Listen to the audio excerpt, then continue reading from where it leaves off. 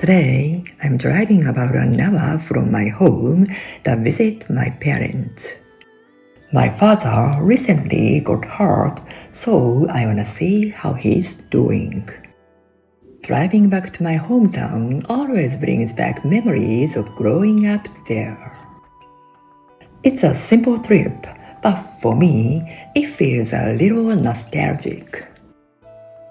In Japan, there's a custom called omimai, visiting someone who is sick and bringing a small gift. It might seem surprising if you are not familiar. It's a quiet way of saying, I care, I'm thinking of you. I thought it would be nice to share this small piece of Japanese culture through my own experience. So, let's go together. My father got hurt at the end of September. He slipped at a supermarket and couldn't get out of bed for almost a month. But I didn't hear about this until November after he started walking with a cane. In Japan, even a daughter can become a guest once she gets married and leaves the family home. Parents often try not to burden her with small worries right away. Of course, I said, why didn't you tell me sooner? But this gentle distance, unspoken yet caring, is part of Japanese family life.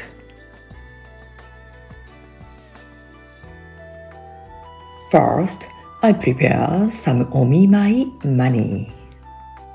There's a rule. Fresh bills are usually reserved for celebrations, so using them for omimai could make it seem like you are celebrating the person's misfortune. I also bought my father's favorite sweets, soft rice cakes called daifuku. Omimai gifts usually disappear, food or flowers. Even flowers, potted ones are avoided because roots sound like stay in bed. Gestures like this carry feelings, superstition or not.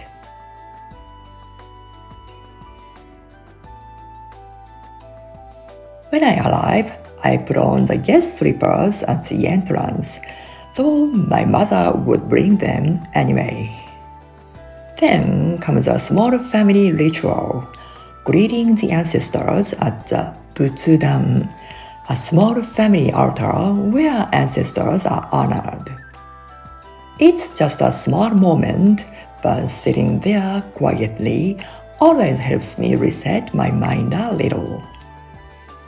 I quietly share gratitude and a small update about life. If I forget, my mother gently reminds me. These tiny rituals show the care in the small details of daily Japanese life. Since we are here, I thought I'd give a quick tour of my family home. I don't visit this house very often, so every time I walk in, I notice something new or something that hasn't changed at all. This home has been in my family since my grandmother's time, almost 90 years. Some parts have been renovated, but many remain as they were. The long hallway from the entrance is always polished by my mother, and flowers are placed throughout the house, celebrating the seasons.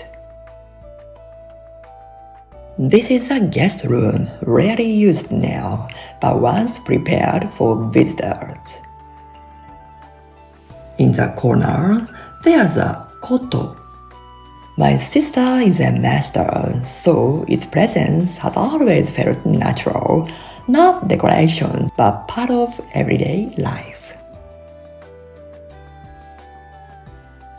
After exploring the rooms, we gather in the living room, where we usually sit together sharing food and conversation.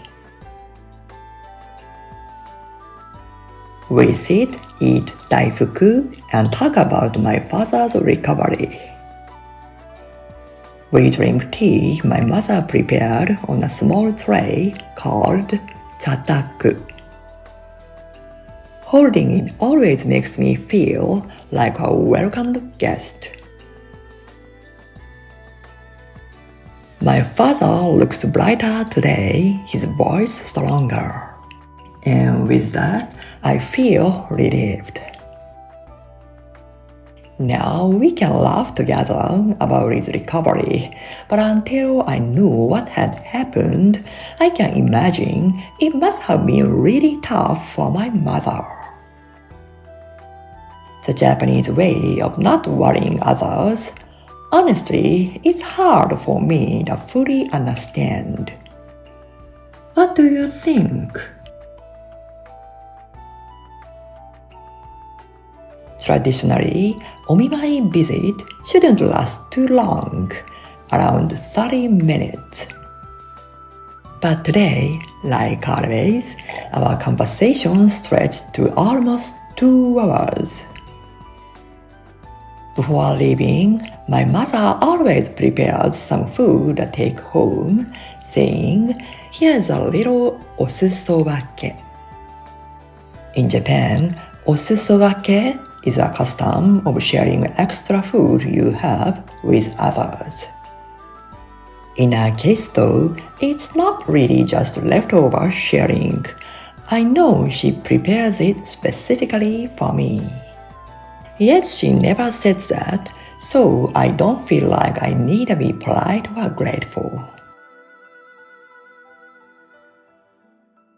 Seeing guests off at the door is common in Japan. Even when I say, "You don't have to see me out," my parents always step outside the front door, even on cold days like today, and wait until I drive away. It's a small familiar gesture, gentle, unspoken, and full of care. Even though I live close now, these simple moments always warms my heart. Thank you for coming with me today. How was this quiet look at Japanese omimai culture? In your country, what do people bring when visiting someone who is sick? I'd love to hear your stories in the comments. If you enjoyed this video, please like and subscribe. And I hope to see you again in the next one. Take care and have a gentle, wonderful day. Bye!